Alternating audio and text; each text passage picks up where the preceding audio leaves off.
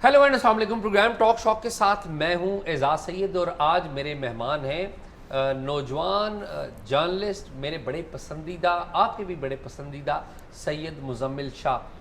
बड़े थोड़े अरसे में इन्होंने बड़ा नाम कमाया, बड़ी इज़्ज़त कमाई और मुझे खुशी है कि आज हमारे मेहमान हैं। तो आइए इनसे बातचीत का आगाज़ करते हैं। मुजम्मिल, आप खैरियत से हैं? ठीक है। ठीक है, आपने तो फिलोसफर ही कह दी है। नहीं, मतलब philosopher in a good sense कि फ़िलासफ़ी की बात करते हैं जो अनफॉर्चुनेटली हमारी जो नेशनल पॉलिटिकल डिस्कोर्स में मिसिंग है।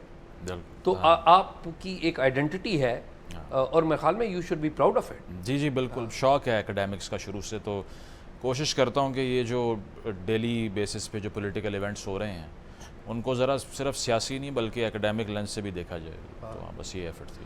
लेकिन इस जो एकेडमिक लेंस से देखना आमतौर पे हमारे जो मीडिया के लोग हैं, सोशल मीडिया के लोग हैं और जो मेन मीडिया के लोग हैं वहाँ पे भी उसमें ये एलिमेंट मिसिंग है। बिल्कुल कि वो एकेडमिया क्या कह रहा है, किताबें क्या कह रही हैं, वो उसको नहीं अहमियत जानते, बल्कि वो ये कहते हैं फलां ने ये कह दिया, आप क्या कहते हैं, वो इस तक रहती है बात। देखिए, मैंने भी जब ये 2016-17 में, आपसे तो बहुत जूनियर हूँ, ज़ाहिरी बात है, आप किया मैंने स्टार्ट से, लेकिन जब मीडिया ज्वाइन किया तो पहले तो मुझे पहली रियलाइजेशन यही हुई कि यार यहाँ तो जगह बन ही नहीं सकती। उसकी वजह ये है कि जो किताबें मैं हाथ में लेके फिर रहा हूँ उसकी तो वक़्त ही कोई नहीं है यहाँ पे। कि मुझे बजाते ख़ुद मशवरे दिया करते थे बहुत से प्रोड्यूसर्स जो न्यूज़ के प्रोड्यूसर थे, एज अ न्यूज़ एंकर जो करियर का आगाज़ किया, कि यार इससे कुछ नहीं होगा, ये वक्त ज़ाया कर रहे हो अपना, कहाँ अप्लाई करोगे इसको, ये बातें यहाँ नहीं चलती। सेंसेशनलिज़म और थोड़ी लड़ाई करवाना टीवी के ऊपर या सनसनी अंदाज से ख़बर पढ़ना, ये आपकी पहली ट्रेनिंग होनी चाहिए। ये सब तो बहुत बाद में आएगा। तो आप कोई सीनियर तज्ज़ियाकार तो बनने नहीं आए यहाँ पे। तो मैं फिर परेशान हो जाया करता था कि फिर मैं इसको अप्लाई कहाँ पर करूँगा, सारा जो मैं अपने दिमाग में चीज़ें लेके फिर रहा हूँ। तो हाँ, ये आपने बिल्कुल ठीक कहा कि एग्जिस्ट नहीं करता मीडिया लैंडस्केप में इस तरह का माइंडसेट, लेकिन मुझे फिर रियलाइज़ हुआ मैं उनके टर्म्स पे कुछ नहीं कर सकता। कुछ अगर अचीव करना है तो अपने टर्म्स पे ही करूँगा। तो इसीलिए फिर वो करता रहा हूँ और बाकी सोशल मीडिया की गनीमत है कि वहाँ से फिर कुछ ना कुछ विजिबिलिटी हो गई, अदरवाइज़ टीवी पे तो इन चीज़ों की स्पेस नहीं थी। अच्छा मुजम्मिल, आपका जो मीडिया में आना है, यानी कि मैं समझता हूँ कि हमारे जो नौजवान लोग आए हैं मीडिया इंडस्ट्री में, उनमें आप सबसे ज़्यादा प्रोमिनेंट हैं and it's really very nice to C you rising shining. ठीक है, मुझे ये बताएं कि फ़र्स्ट टाइम कब आपको लगा कि नहीं, बात में कोई दम है, वज़न है, ये लगा हो कि नहीं यार अब मुझे लगता है कि मैंने समत पकड़ ली है, अब मेरा वेट है, कब लगा? तो उस वक्त जब आप चैनल 5 में थे, नियो में थे, बोल में थे या अभी एक्सप्रेस में है, कब लगा? देखिए, शुरू में तो बिल्कुल कोई उम्मीद इसीलिए नहीं थी कि आपको पता है कि हर ऑर्गेनाइजेशन में एक छोटी सी, उसके अंदर भी उसकी अपनी एक इस्टेब्लिशमेंट एग्जिस्ट करती है। बिल्कुल ठीक। और उनके साथ कभी अच्छे ताल्लुकात थे नहीं किसी भी इदारे की अगर बात करूं पहले। तो फिर आइडिया हो गया कि यार यहाँ तो रास्ता नहीं बन रहा, बल्कि मुझे तो सबसे जो आखिरी शिफ्ट्स हुआ करती थी उनमें बिठाया जाता था ताकि ये कहीं कोई अपॉर्चुनिटी अवेल ना कर ले, भाग जाए। हाँ, बेसिकली हाँ, उसकी वजह ये है कि आपको पता है कि यहाँ पाकिस्तान के अंदर एक नेशनल साइकी भी है कि जो अथॉरिटी पे लोग होते हैं ना, वो बड़े इनसिक्योर होते हैं। उन्हें अगर थोड़ा सा भी वो भांप लें इस बात को कि कहीं से कोई और आके थोड़ी स्पेस ले जाएगा, तो वो बजाय उसकी प्रमोशन के टांग खींचना शुरू हो जाते हैं।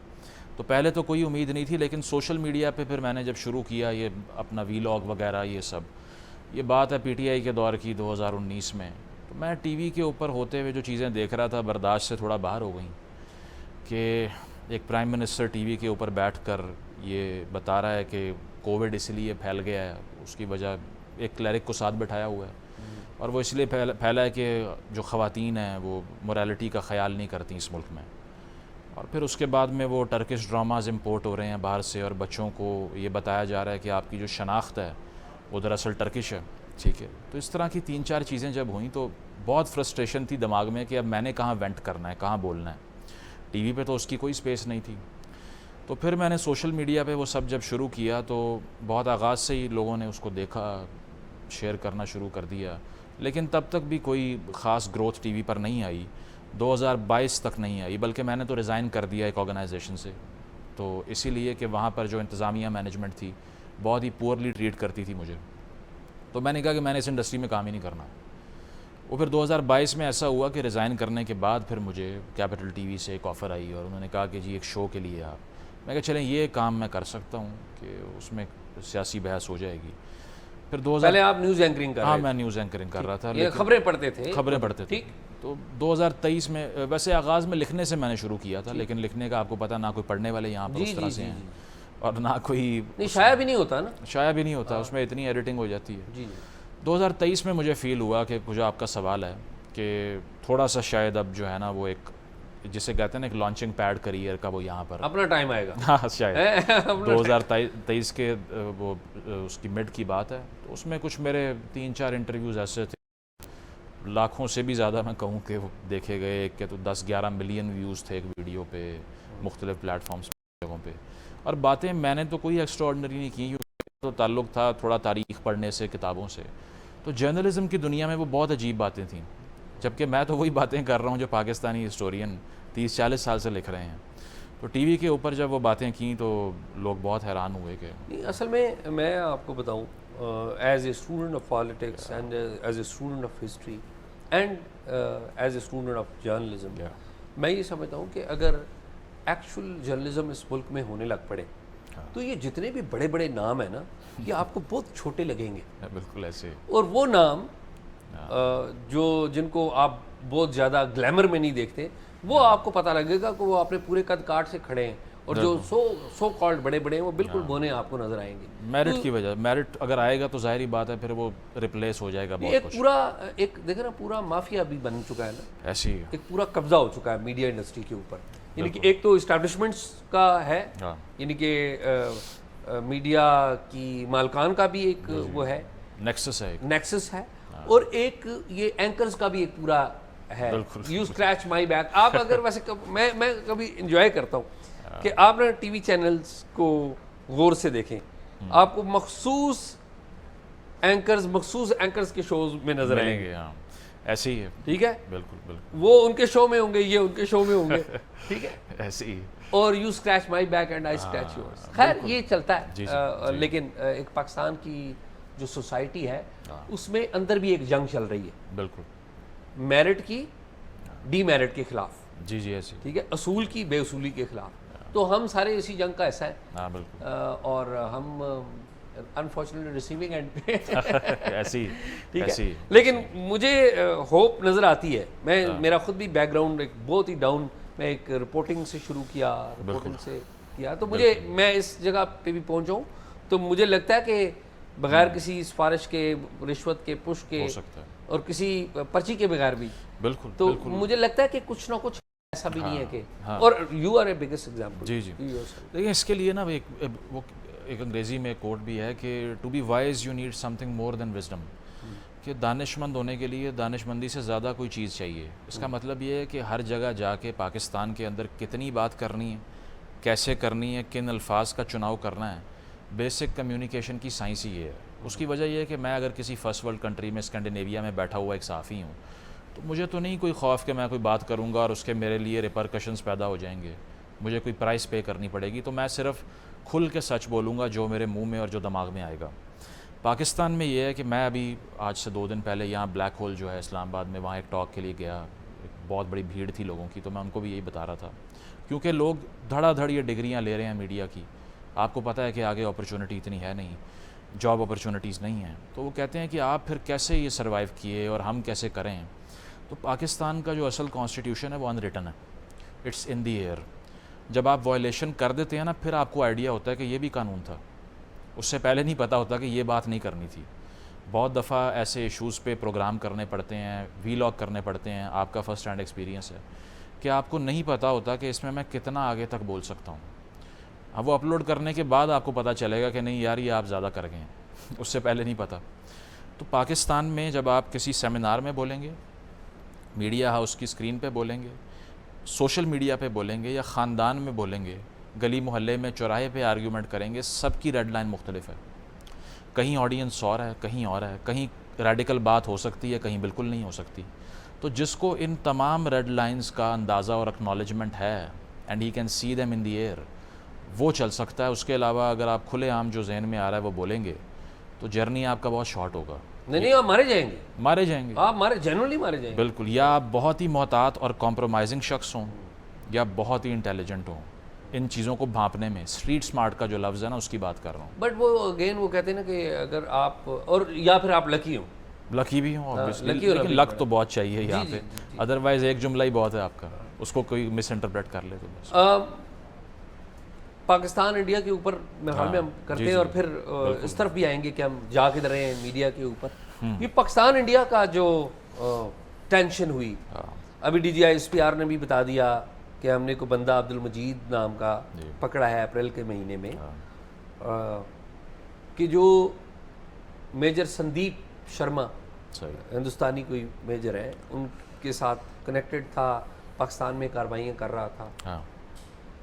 اچھا یہ ظاہر D G I S P R نے ایک بات کی ہے اور کوئی نہ کوئی ان کے پاس چیز ہے, ہوگی کوئی نہ کوئی ہوگی. پاکستان کا کوئی بھی ادارہ, چاہے وہ پولیس بات کرتی ہے, حافظ سعید کے کیس میں پولیس نے بات کی تھی اور بڑی وہ چیزیں تھیں اس میں. ایک تو وہ نیریٹو آ گیا نا جو گورنمنٹ نے دیا ہے, صحیح, کہ جی ہمارے پاس ایویڈنس ہے, گورنمنٹ نے کہہ دیا چلے جی ان کے پاس ہوگی, کسی فورم پہ وہ جواب دہ بھی ہوں گے, انٹرنیشنل فورم پہ. جی اچھا ایک جو ایویڈنس ہے وہ ہم میڈیا والے بنا رہے ہیں, ادھر بھی بیٹھ کے اور انڈیا میں بھی بیٹھ کے. بالکل.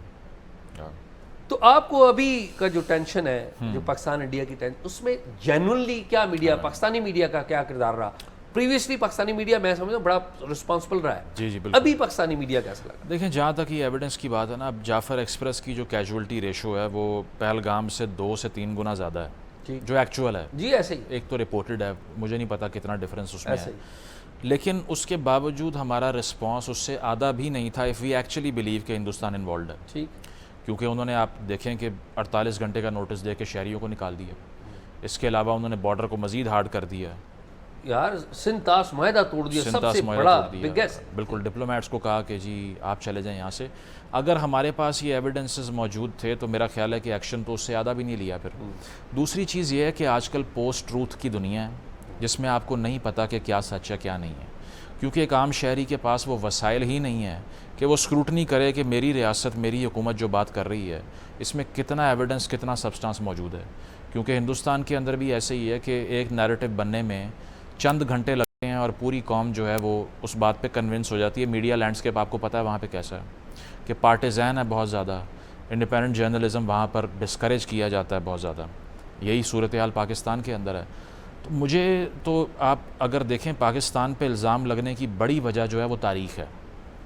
ابھی جو واقعہ اس میں کون انوالوڈ ہے کون نہیں وہ سب سیکنڈری چیز ہے, لیکن پاکستان کے اوپر الزام لگنے کی ساری وجہ ہی ہسٹوریکل ہے. کیونکہ 4 جنگیں جو ہوئیں ہماری, اس کے علاوہ 48 آپ اٹھا لیں, 65 میں جبرالٹر ہوا, ٹھیک ہے, جو ہم بتاتے نہیں ہیں بچوں کو اپنے, 71 میں آپ دیکھ لیجئے جو بلنڈر ہوئے, جو غلطیاں ہوئیں. اسی طرح کارگل کی ہم آج بھی بات کر رہے تھے ایک پروگرام میں. تو اسی لیے انگلی اٹھا دی جاتی ہے کہ ایک لمبی تاریخ ہے اس چیز کی. جہاں تک انڈیا کا تعلق ہے تو سندھ طاس کو ری نیگوشیٹ کرنے کے لیے ریپیٹڈ ایفرٹس وہ کر چکے ہیں. انہوں نے اڑی اٹیکس کے بعد بھی کی, پلوامہ کے بعد بھی کی. انہوں نے کہا کہ 2024 کی یہ بات ہے کہ انہوں نے پاکستان کو آفیشلی نوٹیفائی کیا کہ اب جو ہے یہ معاہدہ آؤٹ ڈیٹ ہو چکا ہے, اب پلیز اس کو ری نیگوشیٹ کر لیں, لیکن نہیں کیا. اب آرٹیکل 13 کا جو کلاس 3 ہے سندھ طاس معاہدے کا, وہ یہ کہتا ہے کہ اس کو آپ ٹرمینیٹ صرف تب کر سکتے ہیں جب دونوں پارٹیز کا کنسنٹ ہو, لیکن اب اس کو بھی وائلیٹ کر دیا انہوں نے.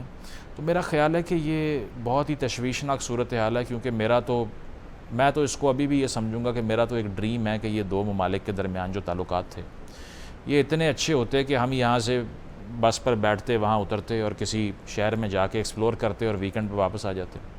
اسی طرح وہاں بھی ہوتا ہے. ایک میوچول ہسٹری 7000 سال کی انڈس ویلی سویلائزیشن کی تاریخ ہے, لیکن ہم نے اس کو جڑ سے اکھاڑنے کی کوشش کی 47 کے بعد. ہم نے یہ کہا کہ آپ بھول ہی جائیے کہ آپ کے انسیسٹرز وہاں بھی ہو سکتے ہیں. آپ آئیڈینٹیفائی کریں مڈل ایسٹ کے ساتھ, ٹرکس کے ساتھ, پرشینز کے ساتھ, لیکن انڈس ویلی سویلائزیشن سے آپ کا کوئی تعلق نہیں ہے. تو وہ ڈیزاسٹر اتنا بڑا ہوا ہے کہ کا ایک بحران کریٹ ہوا یہاں پہ. جس میں ہمیں کوئی کامنالٹی دکھائی نہیں دیتی. فیسٹیولز ہمارے سیم ہیں, ڈسینٹ زبان بہت سمجھ آتی ہے, لیکن بہت ہی انفارچونیٹ ہے کہ ایک چھوٹے سے ایک پولیٹیکل نیرو مینٹالٹی کی وجہ سے آج تک پیپل ٹو پیپل کانٹیکٹ صفر ہے. یہ جو آئیڈینٹی کرائسس کی آپ بات کرتے ہیں, اس کی کیا وجہ, پولیٹیکل وجہ ہے یا کوئی اور وجہ ہے؟ نہیں دیکھیں, اس میں نا بات یہ ہے کہ پاکستان ایک واحد ایسی ریاست ہے جس نے پارٹیشن کے بعد یا اپنی اسٹیبلشمنٹ بننے کے بعد اپنی شناخت بارڈر سے باہر تلاش کی ہے, کیونکہ ہمیشہ سے امپورٹ ہی کیے ہیں ہیروز ہم نے, اور ہمیں یہ بتایا گیا کہ جو انویڈرز باہر سے آتے تھے جن کا کوئی یہاں بیک گراؤنڈ, آپ دیکھ لیجئے محمد بن قاسم والی سٹوری کے اوپر بھی کافی آپ کو نظر آ جائے گا کہ اس میں جو سندھ کے سن آف دا سوائلز تھے ان کو ہم نے غدار کر دیا, اور جو ولنز تھے ان کو ہم نے ہیرو بنا دیا. پھر پارٹیشن کے بعد جو بہت سے لوگ جس طرح باچا خان ہیں, جی ایم سید ہیں, ٹھیک ہے. اس کے علاوہ پنجاب کی اگر میں بات کروں, میں پنجاب, میرے والدین بھی دونوں پنجابی تھے, میں بھی یہاں پلا بڑا. میں نے آج تک کبھی رائے احمد خان کھرل کا نام نہیں سنا, میں نے بھگت سنگھ کا نام کبھی کسی ٹیکسٹ بک میں نہیں پڑھا. مجھے شروع سے یہ بتایا گیا کہ وہ سارے دراصل وہ تو کنسپریسی کر رہے تھے. اور دوسرا یہ ہے کہ جو ان ہیروز کو سیلیبریٹ کروایا وہ 300 سال سے ان کے بچے آج بھی ہم پہ حکومتیں کر رہے ہیں, جن میں مخدوم صاحبان یا سارے اس طرح کے جو لوگ ہیں. تو سمجھ یہی آتی ہے کہ تاریخ کو اسی لیے مسخ کیا ہم نے کہ ٹاپ ڈاؤن اپروچ, یعنی کہ اتھارٹی اور اسٹیٹ نے یہ ڈیسائیڈ کیا کہ آپ کون ہیں. حالانکہ یہ ان کا کام نہیں ہوتا, یہ تو عوام کا کام ہوتا ہے نا کہ وہ ڈیسائیڈ کریں گے ہم کون ہیں. تو ہم نے ایک تو اردو کا جو پروجیکٹ ہے اس میں آپ دیکھ لیجئے کہ وہ نافذ ہی صرف پنجاب کے اوپر ہوا زیادہ. پشتون تو آج بھی کہیں بیٹھے ہوں گے وہ اردو میں بات بھی نہیں کریں گے. ہمیں تو ہماری ماؤں نے بھی بتایا کہ خبردار اسکول میں جا کے پنجابی بولی تو پھر گھر نہیں آنا.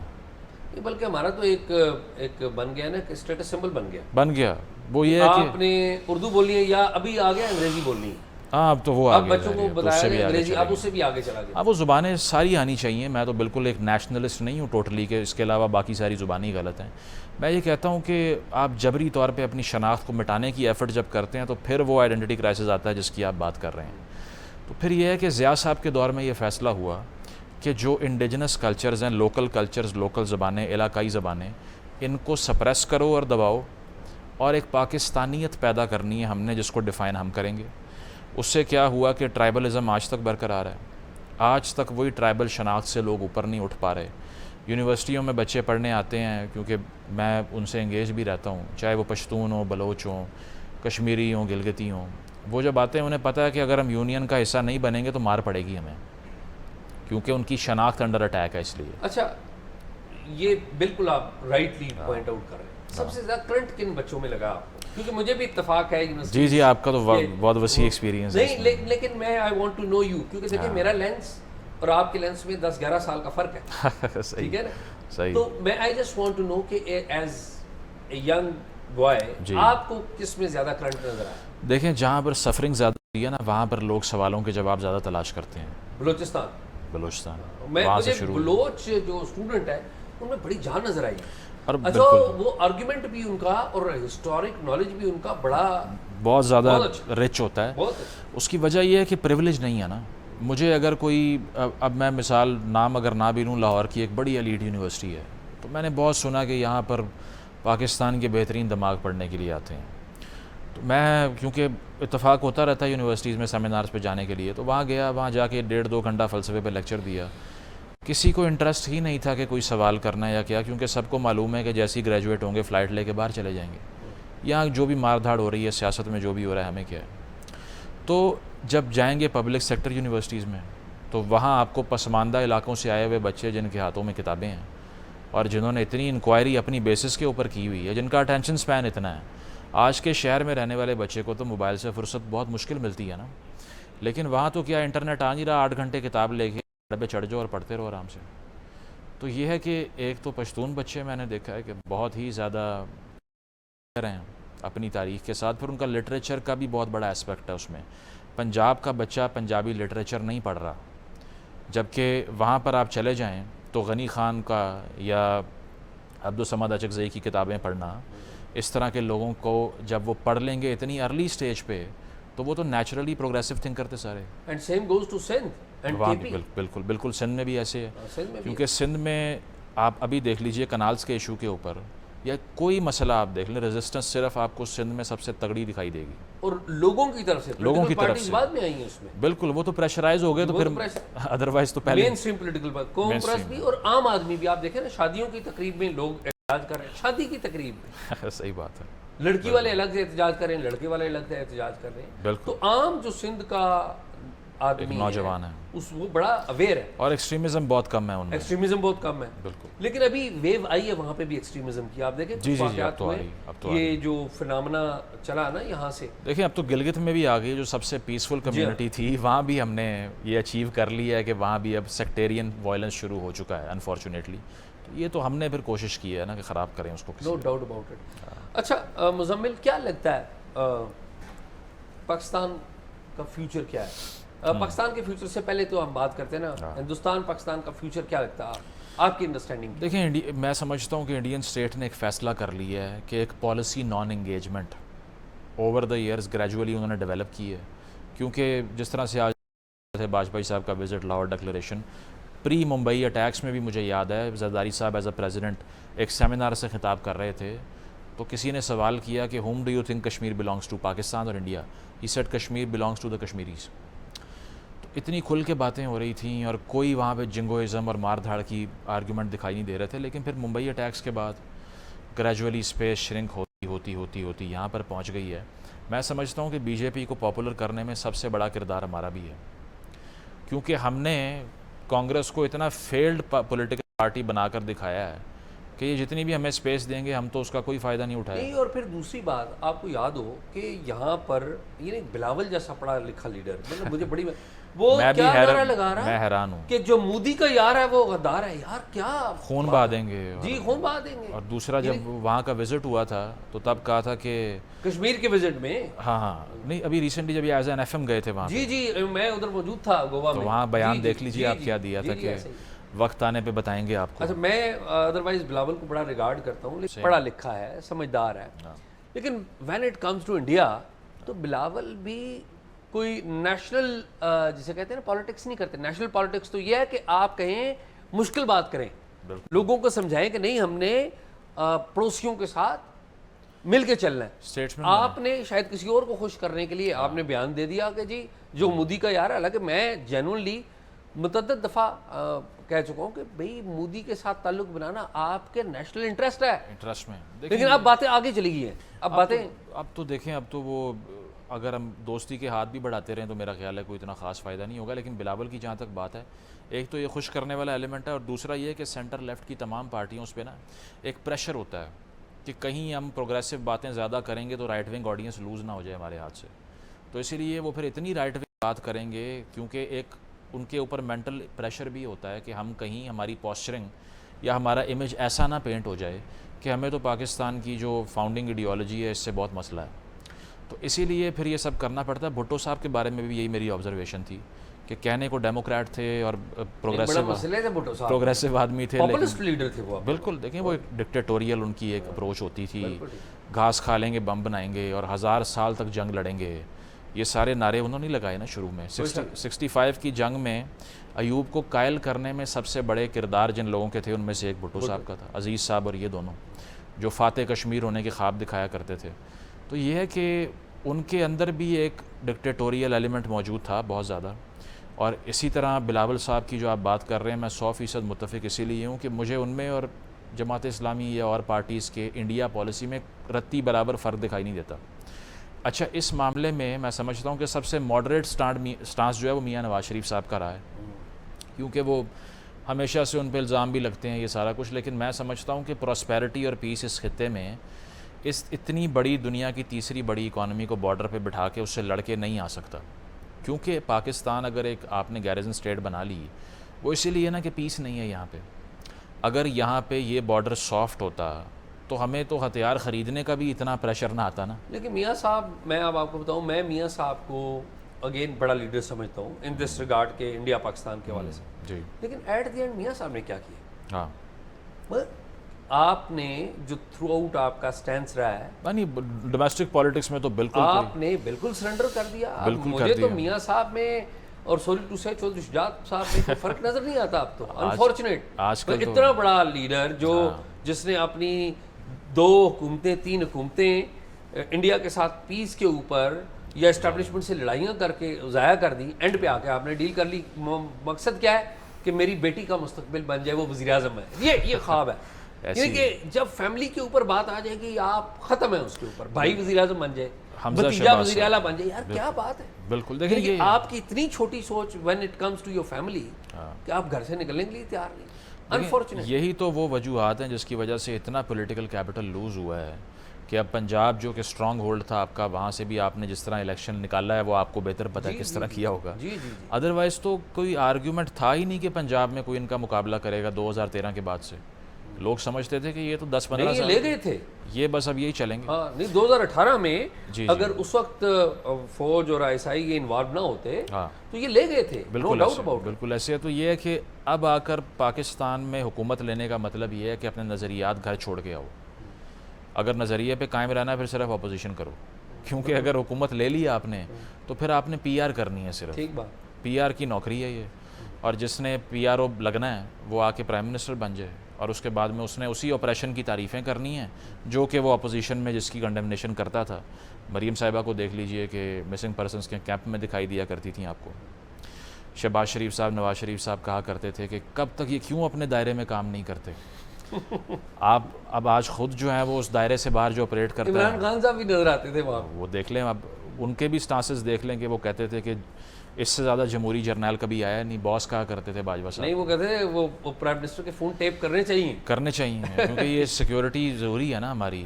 اور اس کے علاوہ وہ یہ کہا کرتے تھے کہ یہ جو آپ اگر فیصلہ نہیں مانیں گے سپریم کورٹ کا تو سڑکوں پہ آ جائیں گے, ملک بند کر دیں گے. یہ کیسے ہو سکتا ہے؟ تو یہ ہے کہ یہ عوام نے دیکھنا ہے کہ یہ جو کلا بازیاں اور چھلانگیں لگتی ہیں کتنی دیر ہم نے بیوقوف بننا ہے. پاکستان میں سب سے آسان کام یہ ہے کہ جس لیڈر کو مشہور کرنا ہے اس کو جیل میں ڈال دو اور ساری عوام اس کو ووٹ دینا شروع کر دے گی. یہ سمپتھی کے سرکل سے ہی نہیں ہم نکل رہے. پہلے ہماری سمپتھی بھٹو صاحب کے لیے تھی, پھر ہماری سمپتھی بے نظیر صاحبہ کے لیے ہوئی, پھر ہماری سمپتھی نواز شریف صاحب کے لیے ہو گئی, اب عمران خان صاحب کے لیے ہے. تو ہم تو صرف اور صرف ہمدردی کی بنا پہ ہی 50 سال ضائع کر بیٹھے ہیں. میں تو اب کہتا ہوں یہ انٹرا ایلیٹ کانفلکٹ جو ہے اس میں ایک دوسرے کا یہ جو بھی حشر کریں, میرا آپ کا کیا جا رہا ہے بھائی. مجھے تو انٹرسٹ ہی نہیں ہونا چاہیے اس وار میں. لیکن میرے خیال میں سارے کھیل میں جو اصل پلیئر ہے وہ تو ہماری اسٹیبلشمنٹ ہے. بالکل ہے. یہ جتنے بھی نام آپ اور میں لے رہے ہیں یہ تو اگر اسٹیبلشمنٹ کے جرائم دیکھیں تو ان لوگوں کا تو ہم ڈسٹریکٹ ہو جاتے ہیں نا جب ہم عمران نواز کی ڈیبیٹ میں پڑھتے ہیں. جی ہاں اس ڈسٹریکشن سے وہی نکلے گا جو اس پولرائزیشن کا حصہ بنے گا ہی نہیں, جس کو معلوم ہوگا کہ اس وار میں نہیں پڑھنا. اچھا ایک اور بات, اس سارے کھیل میں جماعت اسلامی جو ہے وہ فردر ریڈیوس ہوئی ہے. یعنی کہ جماعت اسلامی کا آپ کو پتہ ہوگا کہ ان کے تو کانسٹیٹیوشن میں لکھا ہوا تھا کہ کبھی فوج سے مازارائی نہیں کرنی. ٹھیک ہے, ان کے تو کانسٹیٹیوشن کا حصہ تھا جو بعد میں چینج بھی ہوا, لیکن دے کنٹینیو. اور ابھی صورتحال یہ ہے کہ جماعت اسلامی از نو ویئر. اب وہ سروائیول کے لیے ایگزیکٹلی وہ رستہ اختیار کر رہی ہے جو بعض ہماری جماعتیں استعمال کر رہی ہیں, جو کہ وہ بھی کر رہی ہیں, اور تھوڑی بہت تنقید اور دھرنے اور احتجاج اور مہنگائی اور وہ سب, لیکن اس طرف نہیں. مطلب ان کا رخ جو ہے پنڈی کی طرف نہیں ہونا چاہیے. باقی دیکھیے جماعت کی طرح کی جو پارٹیز ہیں نا انہوں نے کبھی اپنی طاقت الیکٹورل بیلٹ سے ڈرا نہیں کی, کیونکہ یہ وہ جماعتیں ہیں جن کا اگر اسمبلی میں 5-6 سے اوپر ریپرزنٹیشن نہ بھی ہونا تو یہ پریشر گروپ کا کردار ادا کرتی آئی ہیں پہلے روز سے. افغان جہاد کے بعد ان کی امپورٹنس کا آپ کو علم ہے. اس کے علاوہ کشمیر میں جس طرح سے انسرجنسی شروع ہوئی اس میں ان کے رول کا ہسٹوریکلی آپ کو علم ہے. تو یہ وہ پارٹی نہیں ہے جو کہ اپنی پارلیمانی اکثریت کی بیس پہ امپورٹنٹ تھی. یہ پہلے روز سے پاکستان میں کنزرویٹزم کا ایک یارڈ سٹک تھی کہ نوجوانوں کو ڈی پولیٹیسائز کیسے کرنا ہے, کس طرح ان کو یہ بتانا ہے کہ اتھارٹی کے خلاف نہ بولو, یا کس طرح پشتون بیلٹ میں جا کر یہ بتانا ہے کہ آپ افغانستان میں اپنے بچوں کو لڑوانے کے لیے ضرور بھیجیں. پشتون تو بہت بہادر ہوتا ہے, وہ ٹینک کے نیچے گھس جاتا ہے, وہ تو کبھی ڈرتا ہی کسی سے نہیں ہے. جس طرح ابھی بشرا بی بی صاحبہ نے نعرہ لگایا اسلام آباد میں 26 نومبر کو, پشتون بہت غیرت مند ہوتا ہے, کیونکہ جب لڑوانا ہوتا ہے نا تو پھر وہیں سے آپ نے پھر غیرت دلانی ہے. ایگزیکٹلی, پھر آپ نے ریکروٹمنٹ وہیں سے کرنی ہوتی ہے. ابھی بھی آپ دیکھ لیجئے جتنے پروٹیسٹ ہوتے ہیں پی ٹی آئی کے, کہاں سے لوگ آتے ہیں, پختونخوا سے زیادہ لوگ آتے ہیں, یہاں سے کم آتے ہیں. تو جماعت اسلامی کا میں یہ پچھلے دور میں پی ٹی آئی کے دور میں ہے, ڈومیسٹک وائلنس کا بل پاس ہونا تھا وہ رکوا دیا گیا, اس کے اوپر بھی آپ کو پتہ ہے اعتراضات اور وہ سب کچھ. تو ایون جب واجپئی صاحب کا جو وزٹ تھا تو ان کے کانوائے پہ پتھراؤ کرنے والی جماعت اسلامی بھی یہی تھی. جی جی تو میں سمجھتا ہوں کہ ان کے انٹرسٹ میں ہی نہیں ہے کہ پاکستان میں ایک ماڈریٹ قسم کی ایک جمہوری ریاست بن جائے, کیونکہ 48 کے بعد انہوں نے فیصلہ کر لیا تھا کہ پہلے تو چلے ہم نے مخالفت کی تھی اس تحریک کی, اب آ کر ہم نے جو ہے وہ اس کی وراثت کلیم کرنی ہے. جس طرح آبجیکٹو ریزولوشن ہوئی تو پھر کہا گیا کہ اب کلمہ پڑا ہے اسٹیٹ نے, پہلے تو نہیں تھا. سر سید کے اگینسٹ جو باتیں تھیں وہ سب تھا, وہ اس کا آپ کو پتہ ہے. تو اب آ کر جماعت اگر الیکٹورلی کمزور بھی ہو جائے تو میں سمجھتا ہوں کہ ان کا جو سوسائٹل جو ایک ان کا رول ہے نا وہ ویسے ہی رہے گا, کیونکہ ان کے جو انڈر کام کرنے والی آرگنائزیشنز ہیں وہ یونیورسٹیوں میں نہ ڈیبیٹ ہونے دیتی ہیں, نہ یونیورسٹیوں کے اندر وہ اوپننس آنے دیتی ہیں, جس کے بعد ایک کرٹیکل دماغ پیدا ہو سکے. تو اسی لیے وہ کردار جو ہے ان کا وہ برقرار رہے گا, ان کے M N As M P As ہوں نہ ہوں اس سے فرق مجھے نہیں لگتا اتنا پڑتا ہے. تو پولیٹیکل لینڈسکیپ پہ کون سی سیاسی جماعت آپ کو ایسی لگتی ہے؟ یہ تو ساری ہم نے ڈسکس کر لی جی جن سے ہمیں امید نہیں صحیح. ابھی تک فورسیبل فیوچر میں تو نہیں لگ رہا, کیونکہ ساری اسٹیٹس کو جی کے مطابق چلنے والی. کوئی امید ہے آپ کو کسی پولیٹیکل پارٹی سے؟ دیکھیں پولیٹیکل پارٹیز ہوں یا شخصیات ہوں سیاسی, وہ ادارے کی اسٹرینتھ پہ کام کریں گی. لیٹس سے آپ جیو میں کام کرتے ہیں, آپ جتنے بھی پڑھے لکھے ہوں یا جتنا بہترین تجزیہ آپ کا ہو, اگر ادارہ آپ کو پلیٹ فارم ہی چھین لے آپ سے تو آپ کہاں کام کریں گے؟ آپ پورے ادارے سے لڑ کے یا آپ زبردستی ٹی وی پہ تو نہیں بیٹھ سکتے. اس سارے نظام کی کریکشن کے لیے ایک میس اسٹرگل کی ضرورت ہے. Who will do that? People are the solution نا. لوگ میرے سے پوچھتے ہیں سولوشن کیا ہے, میں کہتا ہوں آپ Who are the people? You know, people are always led by some leaders. They are. میرے خیال میں 2 لیڈرز جو ہیں جو مجھے میں اس طرف ویسے آ رہا تھا. جی جی کریے بات. میں you are my guest. I want to listen to you. اس میں یہ ہے کہ بہت سے لوگ ایکسیپشنز بھی ہیں. لیٹس سے اگر مینیفیسٹو کے اعتبار سے میں دیکھوں بہت پروگریسو پارٹیاں بھی ہیں پاکستان میں, لیکن ووٹ ہی نہیں پڑتا ان کو. ٹھیک بات. اے این پی کے جو کانسٹیٹیوشن تھا اس بار مجھے بہت بہتر لگا. وہ کوئی شک نہیں.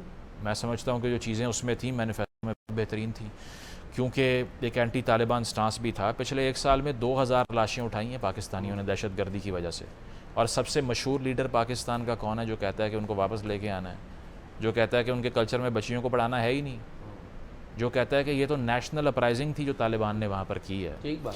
تو یہ المیہ یہ ہے کہ وہ شعور ہی نہیں ایگزسٹ کرتا کہ ہم کہہ سکیں کہ یہ جو, میں تو سمجھتا ہوں کہ جو کنسنٹ 8 فروری کو عوام نے دکھایا وہ مینوفیکچرڈ کنسنٹ ہے, جو چومسکی ٹرم استعمال کرتا ہے کہ میں 20 سال تک آپ کو ایک نیریٹو آپ کو فیڈ کرواؤں گا اور 20 سال بعد آپ کنونس ہو کے مجھے ووٹ دے دیں گے.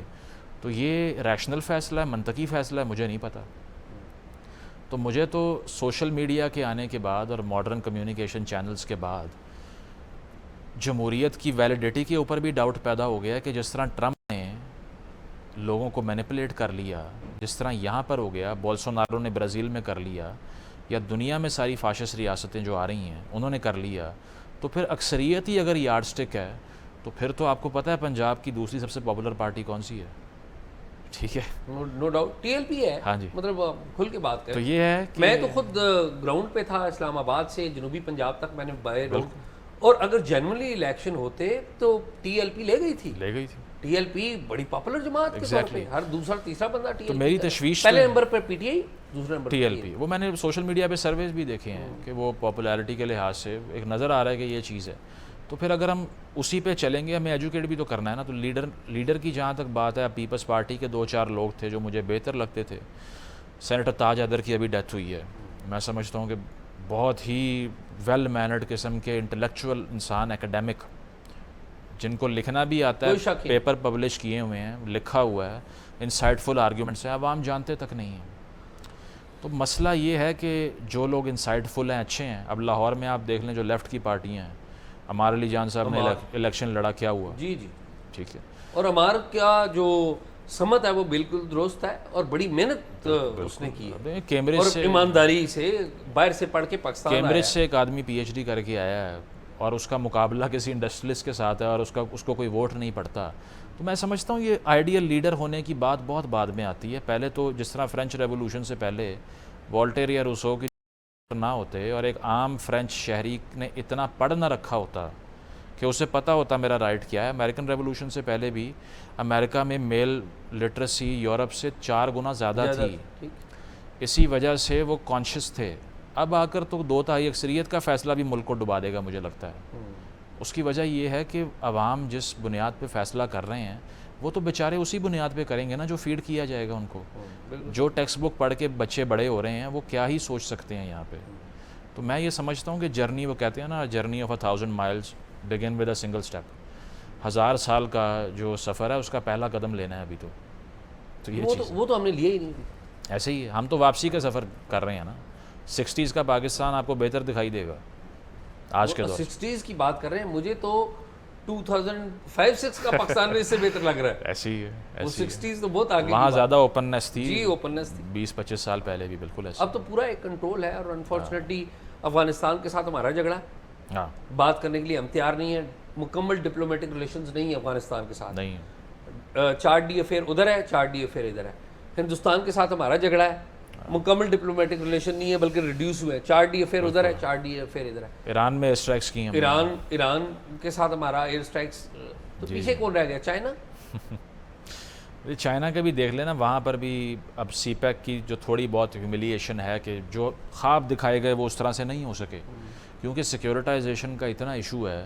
میرا خیال ہے سی پیک کے ایکسپیرینس کو سکھا دینا چاہیے تھا ہمیں کہ منرلز ایکٹ جو ہم پاس کرا رہے ہیں یا اس طرح کی چیزیں کر رہے ہیں کہ ہم امریکہ کو کہہ رہے ہیں کہ آئیں جی یہاں انویسٹ کریں, یہ کریں, پہلے انوائرمنٹ تو کریٹ کریں نا وہ والا. اگر ہمیں کسی لوکل فوڈ چین جو برگر بیچنے والی ہے اس کے باہر پولیس لگانی پڑ رہی ہے تو انویسٹمنٹ کو پروٹیکٹ کون کرے گا؟ اچھا یہ تو سارے ہم نے مسئلے ڈسکس کیے, سولوشن کی طرف آتے ہیں. بالکل. What is 2-3-4 things which we should immediately do؟ ایک تو اگین وہی وہ خواب والی بات ہے کہ کسی دن ہم کہیں کہ ہماری فوجی اسٹیبلشمنٹ کو خیال آئے کہ ہم نے سیاست نہیں کرنی. وہ تو نہیں ہوگا. وہ تو مجھے ہوتا ہوا نظر نہیں آ رہا. ٹھیک ہے. What else? What is available? ہاں دیکھیں اس کے اوپر بات. دیکھیں اس میں یہ ہے کہ اگر تو ہم نے اسی کنسنسس کی بیس پہ چلنا ہے نا تو 51% جو ہے وہ جمہوریت کی یاد. 51% نے ایک بات کر دی تو وہ سچ ہے کہ validation is equal to truth. ایک فلاسفی جمہوریت کی یہی ہے. جس طرح بریگزٹ ہوا 53% برٹش لوگوں نے کہا کہ ہم نے الگ ہونا ہے, لیکن وہ پچھتا رہے ہیں. 47 اب بھی پس رہے ہیں ان کے فیصلے کے انڈر. اس کو کہتے ہیں ٹرنی آف دا میجورٹی, کہ اکثریت کے مظالم.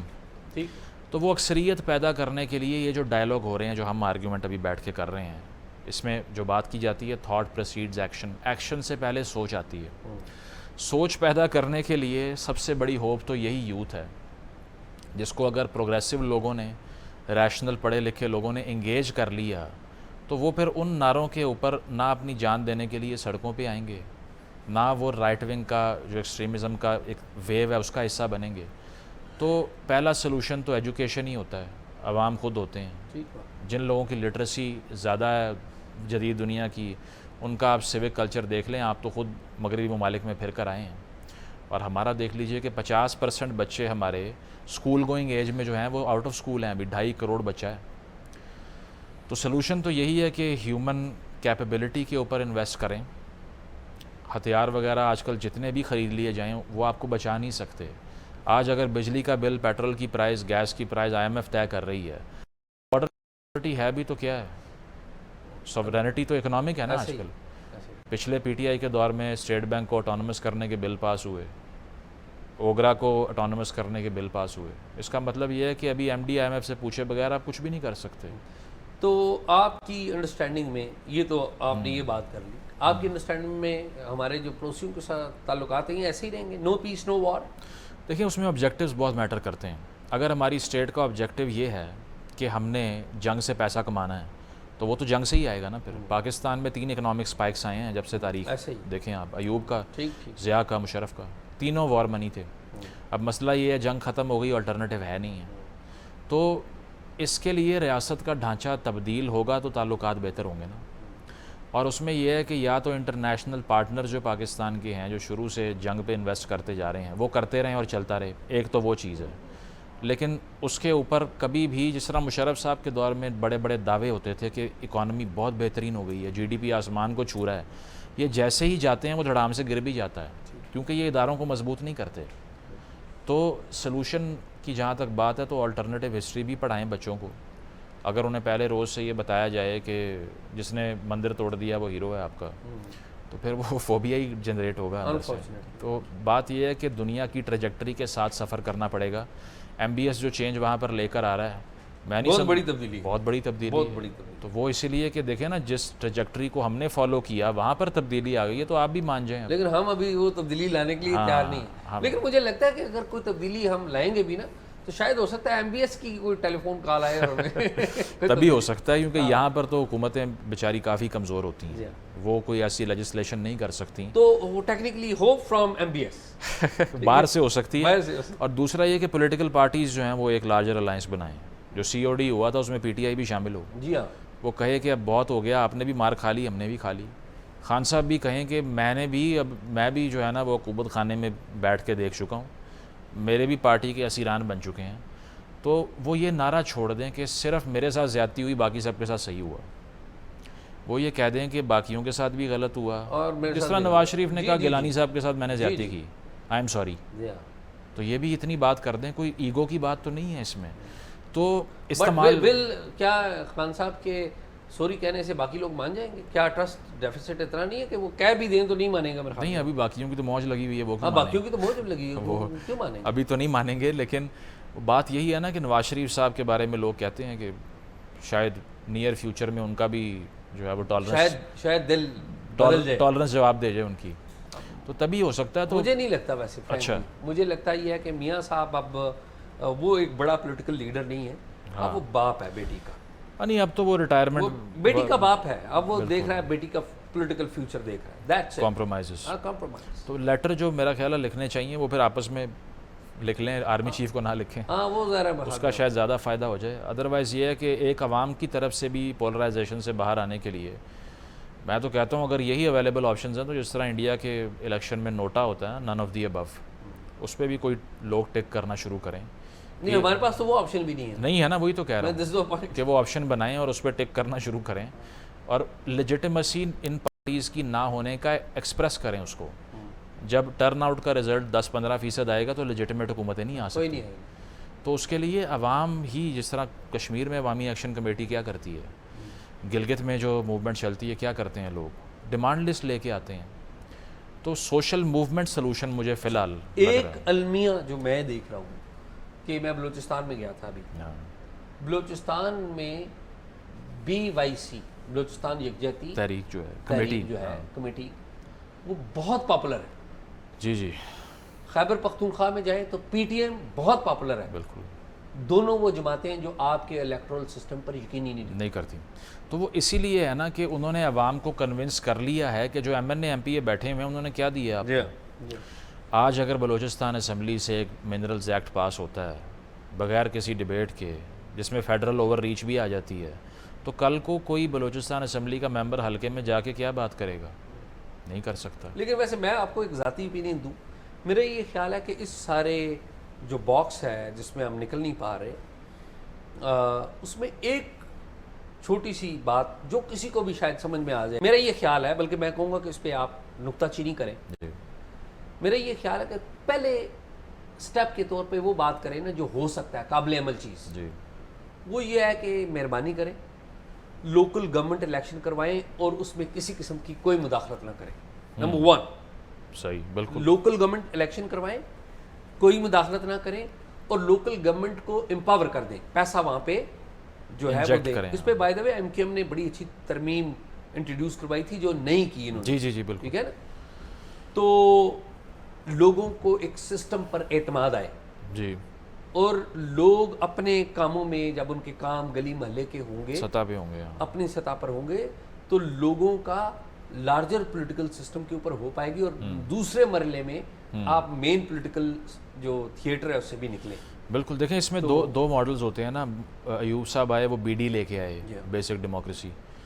اچھا, ڈکٹیٹرز کو پاکستان میں لوکل گورنمنٹ زیادہ پسند ہے جمہوری لوگوں سے, کیونکہ وہ کہتے ہیں MNAs کو سپر سیڈ کرو, سائڈ پہ کرو, اور بائی پاس کر کے ڈائریکٹلی ٹرکل ڈاؤن افیکٹ بھی کریٹ ہو جائے. اور اسی وجہ سے مین پولیٹیکل پارٹیز اس لوکل گورنمنٹ سسٹم کے حق میں نہیں ہے, کیونکہ پھر ترقیاتی فنڈز کا کیا ہوگا.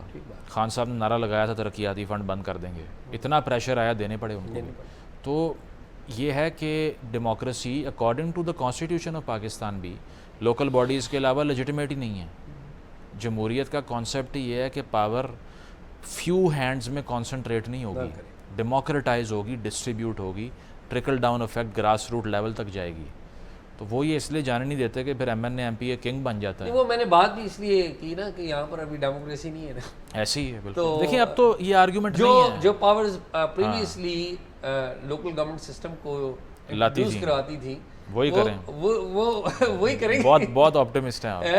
تو میں یہ کہتا ہوں کہ مہربانی کریں, لوکل گورنمنٹ کے فری اینڈ فیئر الیکشن کروائیں, اس میں مداخلت نہ کریں, لوگوں کو امپاور کریں. اور پھر آپ کو پتہ لگ گیا ہے کہ لوگ آپ کے ساتھ نہیں ہیں, لوگوں نے ووٹ ڈال کے بھی آپ کو بتایا اور بھی بہت سارے جھٹکوں میں بتایا آپ. جی جی ایسے ٹھیک ہے, تو اگلے مرلے میں بھی آپ بھی باہر نکلیں اور لوگ آپ کو عزت سے یاد رکھیں گے. بالکل میرے خیال میں تو ہونا بھی ایسا چاہیے. اس کی وجہ یہ ہے کہ اگر کوئی پاکستان میں مذاق یہ ہے کہ لیجسلیٹر ٹرانسفارمر لگوا رہا ہوتا ہے, سڑک بنوا رہا ہوتا ہے, حالانکہ گلیاں بنوا رہا. وزیر اعلیٰ کا یہ کیا کام ہے کہ وہ جا کے صفائی مہم کو جا کر جو ہے وہ دیکھ رہی ہوں کہ یہ ہو گئی ہے یا نہیں ہوئی.